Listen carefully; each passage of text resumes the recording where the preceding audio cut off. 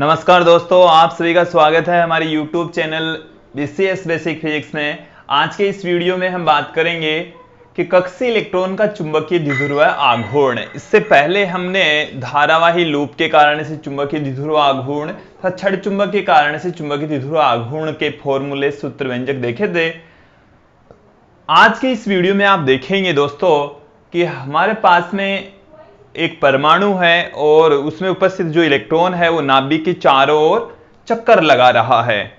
तब जब इलेक्ट्रॉन है नाभिक के चारों ओर चक्कर लगाता है तो उनका जो कक्षीय इलेक्ट्रॉन उसको हम कह सकते हैं, उसका चुंबकीय द्विध्रुव आघूर्ण क्या होगा वो यहां पर हम देखने वाले हैं। दोस्तों देखिए दोस्तों, हम यहां पर कंसीडर कर लें कि हमारे पास में जो इलेक्ट्रॉन है वो नाभिक के चारों ओर, ये जैसे हम नाभिक कंसीडर कर लें और बहुत बड़ा परमाणु है, इसमें यहां पर कोई इलेक्ट्रॉन, ये कोई इलेक्ट्रॉन है दोस्तों, वो इस नाभिक के चारों ओर चक्कर लगा रहा है। देखिए यदि इस तरीके से यदि वो चक्कर लगाता है, उसके इस तरीके से चक्कर लगा रहा है, तो ये मैंने जो रेखा खींची है ये उसकी घूर्णन अक्ष कहलाएगी। ये इसकी घूर्णन अक्ष है दोस्तों, मतलब इस अक्ष के रेस्पेक्ट ये जो इलेक्ट्रॉन है वो चक्कर लगा रहा है। ये आप लोगों को दिख रहा होगा इलेक्ट्रॉन है और इसकी स्पर्श रेखा के अनुदिश, इस वृत्ताकार पथ की स्पर्श रेखा के अनुदिश ये v वेग से गतिमान है। अब यहां पर आप लोग देख लीजिए, समझ लीजिए कि इलेक्ट्रॉन यदि इस तरीके से घूम रहा है तो उसके द्वारा बहने वाली जो धारा है वो उसकी विपरीत दिशा में प्रवाहित होती है। यदि वेग की डायरेक्शन ये है तो धारा की डायरेक्शन ये होगी। ये वेग की है, ये धारा की, धारा हमेशा इलेक्ट्रॉन के प्रवाह की विपरीत दिशा में प्रवाहित होती है। इसका अर्थ ये हुआ कि जब इलेक्ट्रॉन किसी नाभिक के चारों ओर चक्कर लगाता है तो उसकी वजह से धारा प्रवाहित होती है। वो वृत्ताकार पथ में चक्कर लगा रहा है इलेक्ट्रॉन, तो वृत्ताकार लूप की भांति विद्युत धारा का प्रवाह होता है दोस्तों। तो यहां पर ये एक धारावाही वृत्ताकार लूप का निर्माण हो गया है और जो धारावाही वृत्ताकार लूप है उसके कारण से चुंबकीय द्विध्रुव आघूर्ण हमने पहले देख लिया है, उतना ही चुंबकीय द्विध्रुव आघूर्ण यहां पर इस कक्षीय इलेक्ट्रॉन का होगा। दोस्तों देखिए, हम जानते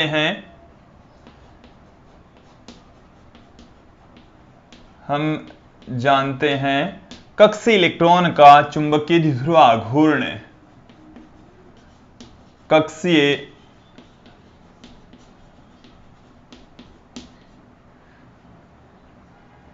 देखिए कक्षीय इलेक्ट्रॉन से पहले हम आपको बता रहे हैं धारावाही लूप के कारण से चुंबकीय द्विध्रुव आघूर्ण, धारावाही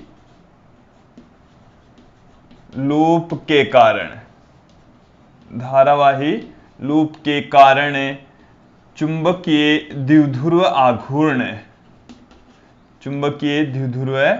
आघूर्ण, ये हमने दोस्तों पहले देख लिया है कि एक धारावाही जो लूप होता है उसकी वजह से जो चुंबकीय द्विध्रुव आघूर्ण होगा कैपिटल M से लिखा जाता है, जो कि उस लूप में फेरों की संख्या, बहने वाली धारा, लूप के क्षेत्रफल के गुणनफल के बराबर होता है, जिसे हम समीकरण 1 दे देंगे।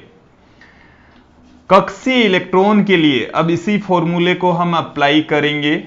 कक्षीय इलेक्ट्रॉन के लिए क्या हो जाएगा, कक्षीय इलेक्ट्रॉन के लिए यहां पर जो n है, फेरों की संख्या, वो 1 हो जाएगी। फेरों की संख्या जो कि यहां पर एक इलेक्ट्रॉन चक्कर लगा रहा है तो इसके लिए इसकी वैल्यू 1 हो जाएगी। यहां पर कक्षीय इलेक्ट्रॉन के जो वृत्ताकार भाग है, कक्षीय इलेक्ट्रॉन के द्वारा बनाए जाने वाले, कक्षीय इलेक्ट्रॉन द्वारा निर्मित लूप का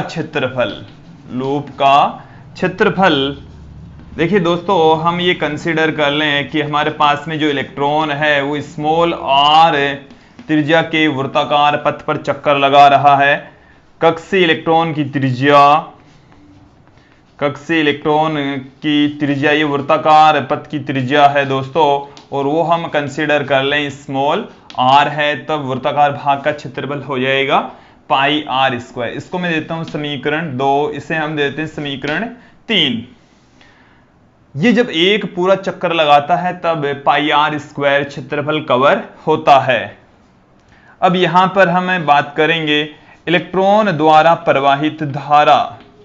इलेक्ट्रॉन द्वारा प्रवाहित विद्युत धारा क्या होगी? प्रवाहित विद्युत धारा दोस्तों, तो इलेक्ट्रॉन द्वारा प्रवाहित जो विद्युत धारा है, धारा बराबर हम जानते हैं कि आवेश बट्टे में समय होता है, और यहां पर आवेश तो इलेक्ट्रॉन का आवेश है दोस्तों। यहां पर I बराबर आ जाएगा हमारे पास में E बट्टे में कैपिटल T, जहां E इलेक्ट्रॉन का आवेश है दोस्तों। इलेक्ट्रॉन का आवेश 1.6 इंटू 10⁻⁻19 कूलम, और T एक चक्कर में लगा समय, जिसको हम आवर्तकाल कह रहे हैं दोस्तों।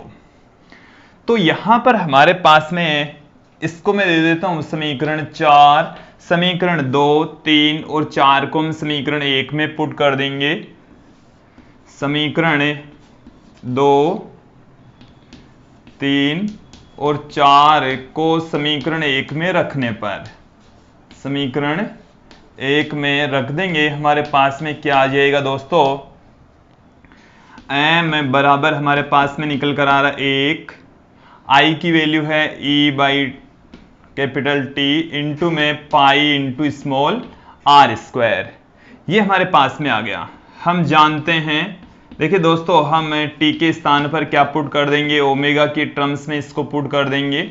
ओमेगा बराबर 2 पाई अपॉन में कैपिटल T जानते हैं, या T बराबर 2 पाई अपॉन में ओमेगा जानते हैं। तो इसकी वैल्यू उठाकर यहां पर हम पुट कर दें तो m बराबर हमारे पास में आ गया है, देखिए E into pi r square, तो ऊपर पढ़ाई है, T की वैल्यू है 2 पाई अपॉन ओमेगा।